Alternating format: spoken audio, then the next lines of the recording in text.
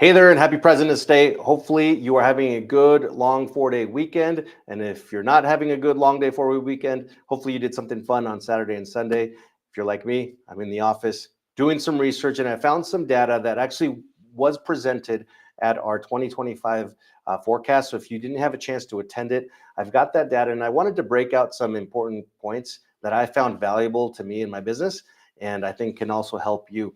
So this chart or page I'm going to share with you here in a moment talks about 3 different demographic groups and understanding the unique challenges and opportunities that these diverse segments have for us. And it breaks down Hispanic buyers, millennial buyers, Black American buyers.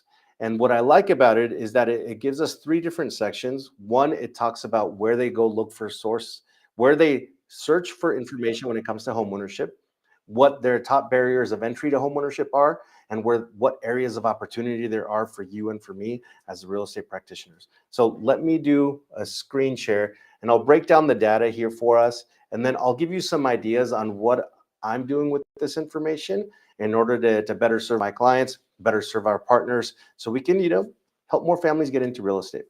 So here it is. This data, I will say, is brought to you by Freddie Mac.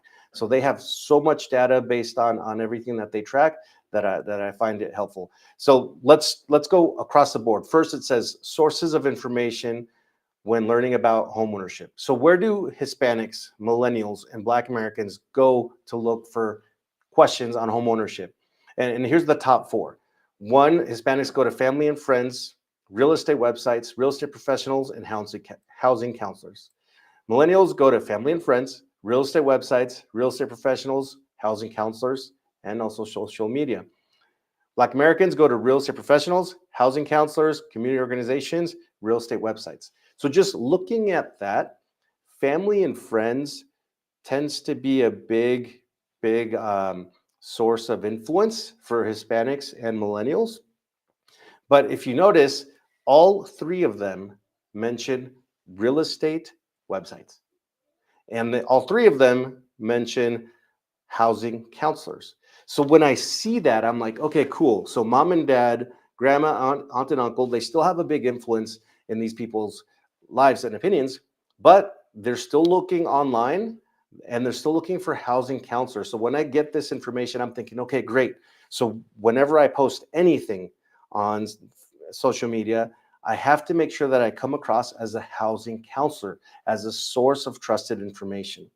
So let's move on to the next. So we've got top homeowner barriers and needs. So when it comes to Hispanics, the barrier is not having enough down payment and credit. For millennials, lack of knowledge about the home buying process, so they don't know how this process works.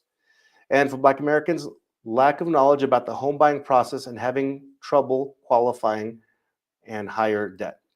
So let's break each one down. So if you look at Hispanics, not having enough cash and credit, this is still something that is a big challenge for all 3 of these, but particularly Hispanics.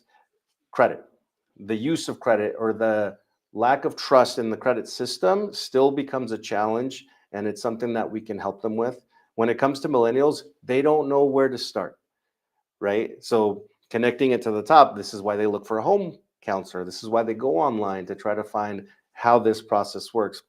When it comes to Black Americans, lack of knowledge about the home buying process. So same, they don't know where to start. They don't know where this goes. So right here, it's telling us, hey, this is where we can plug in and serve them better. So if you look at the needs, the top 3 needs for Hispanics is how to shop for a good mortgage. They don't know what questions to ask. They don't know what to look for. Staying financially healthy. What does that mean, right? You and I know what that means, but what does that mean to them? How to start the mortgage process. When you look at millennials, qualifying for a mortgage, how do you do that? 2, staying financially healthy. Okay, what does that mean? And 3, how to shop for a good mortgage. When we move over to the Black Americans, staying financially healthy. So if you notice, all 3 of them want financial literacy.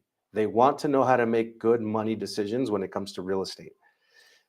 2, how to improve credit score, reduce debt.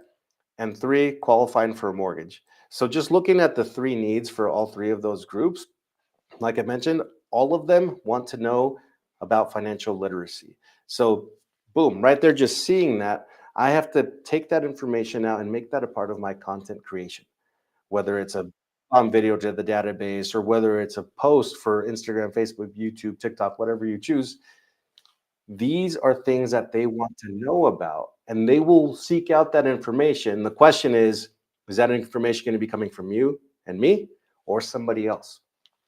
Hopefully, it's you and me, but for that to happen, we got to take action. All right, so then you've got opportunities. So for Hispanics, topics of interest. So here's our content ideas. One, down payment options and down payment assistance programs.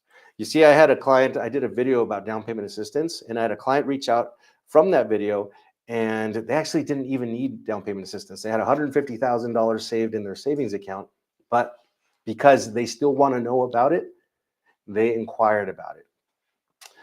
So when it comes to millennials, topics of interest, financial planning, debt management, and credit improvement. So there's another 3 ideas on content. For Black Americans, financial health, down payment assistance programs, and steps involved for applying for a mortgage. So then you've got the platforms, YouTube, Facebook, YouTube, Instagram. You could probably throw in there TikTok. And of course, there's like Twitter, which is now X. But my whole point with this data is, as I look at everything, is we know that Hispanics, millennials, and Black Americans, they want a housing counselor. That's the common denominator amongst them. They need somebody to lead them home. Number 2, they want to know about making good financial money decisions when it comes to buying a home. And then number 3, here, we know that they want to know about shopping for a mortgage, what questions to ask for. They want to know about good decision-making process. They want to know, where do I start the process? Do I talk to you, the realtor? Do I talk to the mortgage person? Where do we start? And number 4, they all want to know about down payment assistance, down payment options, and the different platforms that they're on. So in conclusion, the reason I love this data is because it's just confirmation that I'm doing a lot of the right things. And that's staying active on my social platforms. For me personally, it's Facebook, Instagram, YouTube, and TikTok. Those are the 4 that I stay active. Now, the challenge that you and I have, and everybody has, is now we have the data here. We know what to talk to them about. We know that we need to make ourselves the housing counselor, the people that they look for when it comes to information. But how do we get their attention? And this is where coaching becomes really important, because there is an age gap between our industry. I think like the average LO and the average realtor is like in their 50s, and the buyer. There's a big 15, 20-year age gap. So we have to make sure that even with this information, we have to communicate it in a way that they understand and are interested in. So I hope this data helps you. It's helping me out a ton. Anything like this that I get, I'll continue to share, because I want you to win. I want to win myself. So if there's anything that I can help you with, please don't hesitate to reach out. I'll leave you team number, team email, and also our calendar in case there's any clients that we can be of service with. All right, have a great day, and let's go.